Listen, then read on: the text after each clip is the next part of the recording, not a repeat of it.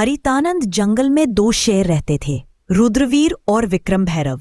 यह बस नाम के सगे थे, खून का रिश्ता था, लेकिन दिलों में जंग छिड़ी थी। एक तरफ था न्यायप्रिय, मेहनती और दूरदर्शी राजा रुद्रवीर, और दूसरी तरफ था लालच और अहंकार में डूबा विक्रम भैरव। सुन लो हरितानंद के सभी जीव जंतु, यह इलाका रुद्रवीर का है और यहाँ के नियम भी रुद्रवीर के होंगे। बरसों से यही रिवाज है कि मांसाहारी जीव शिकार करें तो केवल बूढ़े और अशक्त जानवरों का करें। कभी भी जवान और सक्षम जीव पर पंजा उठाने की भूल मत करना, वरना सजा ऐसी मिलेगी कि आने वाली पीढ़ियां भी याद रखेंगी। हमारा जंगल तभी फल फूल सकता है जब हर प्रजाति सुरक्षित हो। महाराज, मैं हूं मीनू चूहा। अगर मेरी बात सुनने की इजाजत दे तो मैं कुछ बोलूं। मीनू चूहा कहना क्या चाहते हो, खुलकर बताओ। महाराज, शाकाहारी जीवों की हालत दिन ब दिन खराब होती जा रही है। जंगल की जो जमीन अनाज उगाने लायक थी, उस पर तो आपके भाई विक्रम भैरव का कब्जा है। बाकी जमीन इतनी बंजर है कि चाहे कितनी मेहनत करें, पेट भरने लायक अनाज नहीं मिलता। महाराज, आज तो किसी तरह गुजर बसर हो रही है, लेकिन आने वाले दिनों में भूख हमारा सबसे बड़ा दुश्मन होगी। मीनू, तुम्हारी बात गंभीर है, लेकिन हर मुद्दे का हल एक ही दिन में नहीं निकलता। आज के लिए जितना है उसमें सब गुजारा करो। कल का सूरज नई उम्मीद लेकर आएगा। हम इस पर विचार करेंगे और कोई भी अन्याय, चाहे वह मेरा भाई ही क्यों ना करे, बर्दाश्त नहीं होगा। और उधर विक्रम भैरव। क्यों रे फट्टू भेड़िया, इस बार जनगणना का क्या हाल है? कितने शाकाहारी जीव बचे हैं मेरे इलाके में? महाराज, बस एक ही परिवार बचा है, भोलू बकरा और उसका छोटा बच्चा।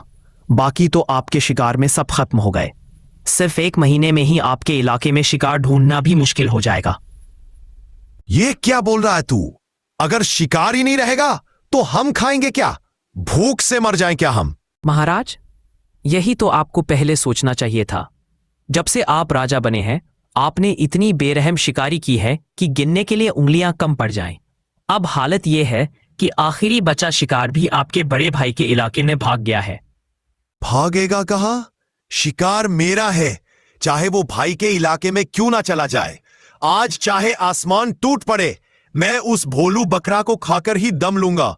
चल फट्टू भेड़िया मेरे साथ। इतना बोलकर विक्रम भैरव और फट्टू भेड़िया दोनों भोलू बकरा के पास जाने लगते हैं।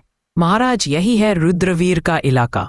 भोलू बकरा यही छुपा होगा, लेकिन यह जगह आपके लिए खतरे से खाली नहीं है। खतरा विक्रम भैरव के लिए? यह जंगल मेरी रगों में बहता है। फट्टू भेड़िया और शिकार मेरा हक है, चाहे वो भाई का इलाका हो या किसी और का। आज भोलू बकरा का अंत पक्का है। अचानक झाड़ियों के पीछे से भोलू बकरा और उसका बच्चा दिखाई देते हैं, डर के मारे कांपते हुए। भागो मत, तुम्हारा वक्त आ गया है। आज तुम्हारी चीखें इस जंगल में आखिरी बार गूंजेंगी।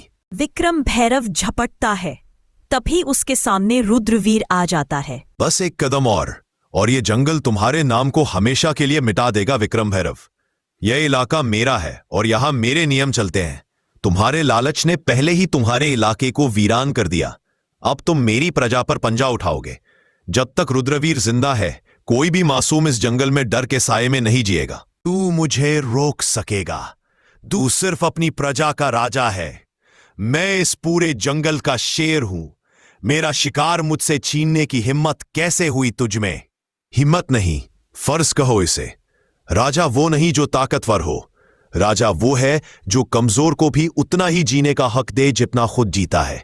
अगर तुझे भूख लगी है तो मैं तुझे शिकार दूंगा, लेकिन इस भोलू बकरा का एक बाल भी बांका नहीं होने दूंगा। ठीक है भाई, आज तेरे इलाके का कानून मान लेता हूं, लेकिन याद रख, जंगल के हर कोने में तू नहीं होगा, और जब मैं अकेला शिकार देखूंगा, कोई नहीं आएगा उसे बचाने। विक्रम भैरव मुड़कर चला जाता है। रुद्रवीर भोलू बकरे को और उसके बच्चे को अपनी सुरक्षा में लेकर जंगल के अंदर ले जाता है।